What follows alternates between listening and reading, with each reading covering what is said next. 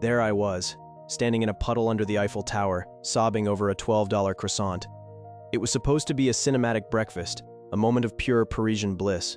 But then, the heist happened. A pigeon with a glint of malice in its eye dive-bombed my head and flew off with my entire pastry. Just like that. My dignity was gone. How did a simple breakfast become a total disaster?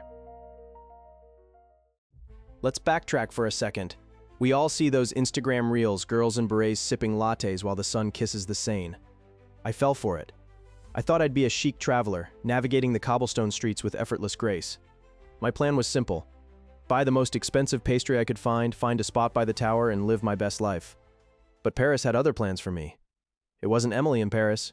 It was more like Survivor Urban Jungle. The rain started the second I stepped out of the bakery, a cold, aggressive drizzle that soaked through my supposedly waterproof jacket in minutes. I was shivering, holding my precious paper bag like a holy relic, unaware that a winged criminal was already tracking my every move. The naive dream was dead before I even took the first bite. The question is, why did I think eating outdoors in a storm was a good idea? After the Pigeon heist, things didn't just go downhill, they plummeted.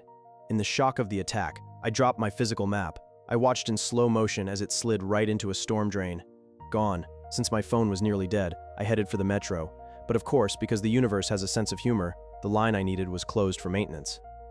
I ended up on a train headed deep into a suburb that definitely wasn't on the top 10 places to visit list. The smell of stale cigarettes and mystery liquid filled the air. Every sign was a cryptic puzzle I couldn't solve. I stepped off the train, looked around at the gray concrete and sketchy shortcuts, and realized I was completely alone. No map, no pastry, and no clue where I was. And yet, I decided to start walking, but could things actually get any worse? I decided to keep moving.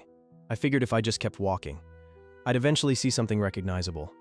For 3 hours, I wandered through the rain, turning left, then right, then left again. My feet were screaming and my hair looked like a wet rat. Then, the record scratch moment. I passed the same graffiti-covered dumpster for the 4th time. I hadn't been exploring. I'd been walking in a literal circle for 3 hours. The realization hit me harder than the pigeon did. I was lost in a loop, soaked to the bone, and completely defeated by a city that clearly wanted me gone.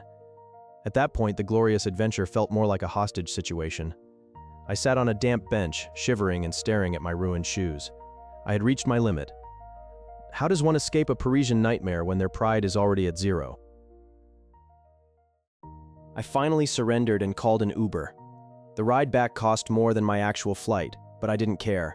My pride was gone, but at least I had a heater.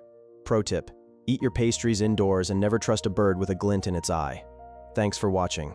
And remember to subscribe for more travel disasters.